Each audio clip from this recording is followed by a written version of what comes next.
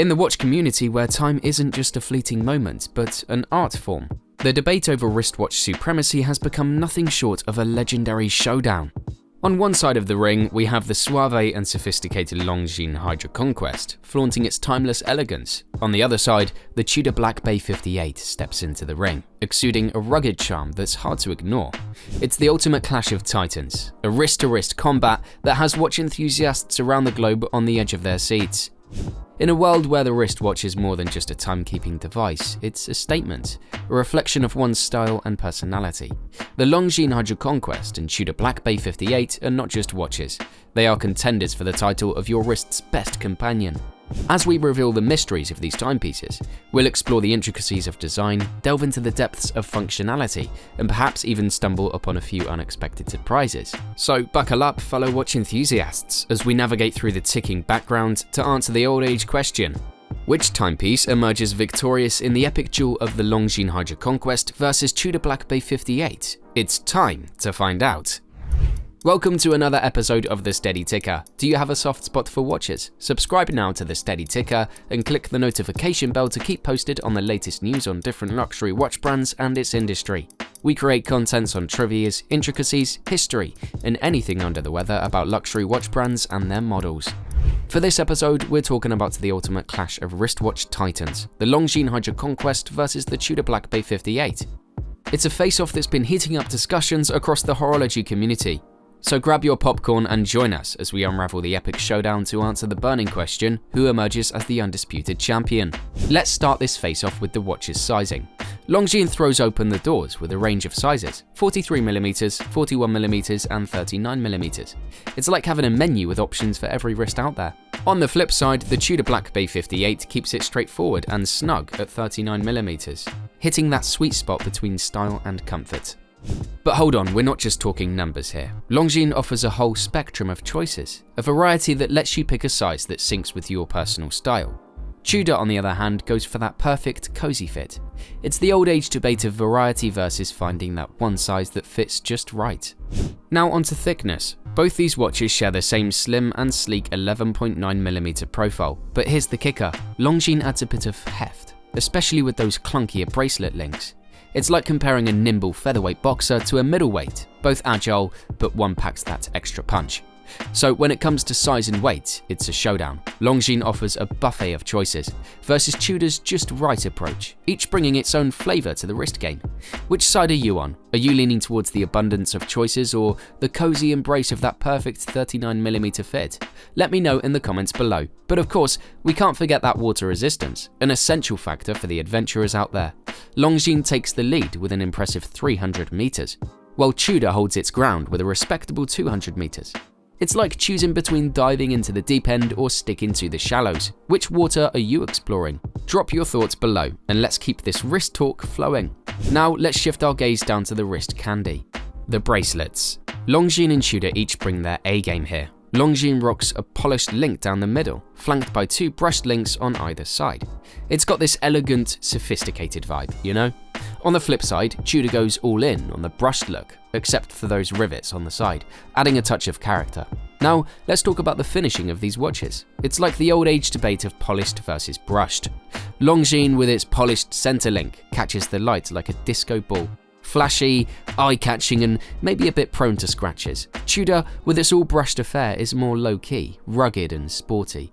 It's like choosing between a night out on the town or a weekend hike. And then there's the clasp. That little detail that wraps it all up. Personally, I'm leaning towards Tudor here. The clasp just feels sturdier, more reliable. Longines, especially in its older version, doesn't quite hit the same mark for me. But you know, preferences vary, like watch styles. Next up, the details that really make these watches pop. The crown, the bezel, the face, those markers and text, and of course, the lume. Starting with the crown, it's a tale of two designs. Longines rocks those angular crown guards, giving it a bold, almost aggressive look. On the flip side, Tudor keeps it simple with a standalone smaller crown. It's like choosing between a warrior's armor and a minimalist's charm. And those crown guards, they're not just for show. They add a layer of security to Longines' crown, making it feel like the fortress of your watch. Tudor's smaller crown, though less imposing, has its own sleek charm. It's like comparing a castle to a modern penthouse. Both have their unique appeal. Now onto the bezels, the unsung heroes of a watch's personality.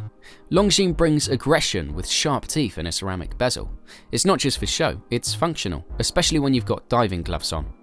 Tudor's bezel, though less aggressive, has its own charm, with its gold accents and aluminium insert, balancing style and substance. As we move on to the face of the watch, it's all about what catches your eye.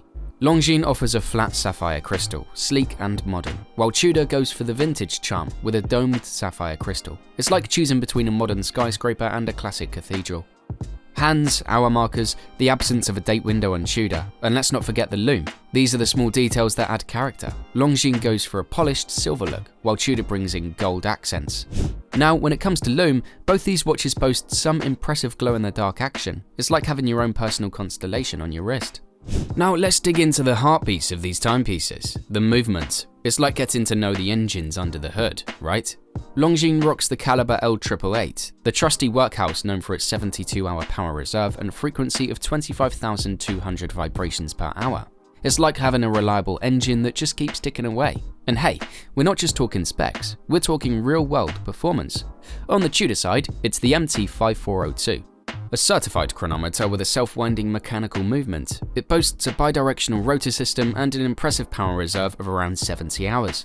It's like having the powerhouse that keeps the show running for days.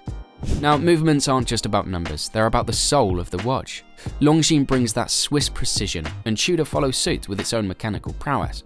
And of course, the elephant in the room, the price tag. It's the moment of truth that can make or break a decision. Longines HydroConquest steps into the ring at a cool $1,700. If you're eyeing that bracelet, it's like getting a front row seat to the horological show without breaking the bank. On the other side of the spectrum, we've got the Tudor Black Bay 58, flaunting a $3,350 price tag. Yep, you heard it right, almost double the cost of its contender, the Longines. It's like upgrading to the VIP experience, but it comes with a hefty entrance fee. Now I know what you're thinking, is the Tudor worth that extra chunk of change? Does it bring something to the table that justifies the price leap? Or is the Longines HydroConquest offering a sweet deal without compromising on style and substance? I want to hear your take on this. Are you leaning towards the budget-friendly elegance of the Longines or ready to splurge on the Tudor Black Bay 58? Drop your thoughts in the comments below.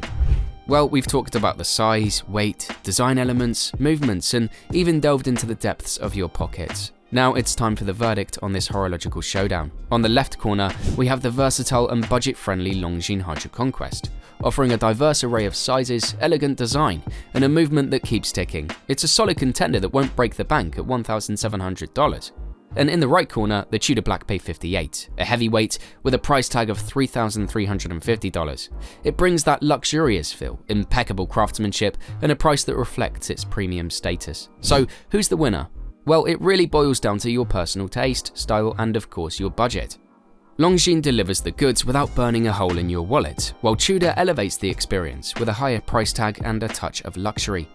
Before we wrap up, we want to hear your thoughts. Which watch won your heart and why?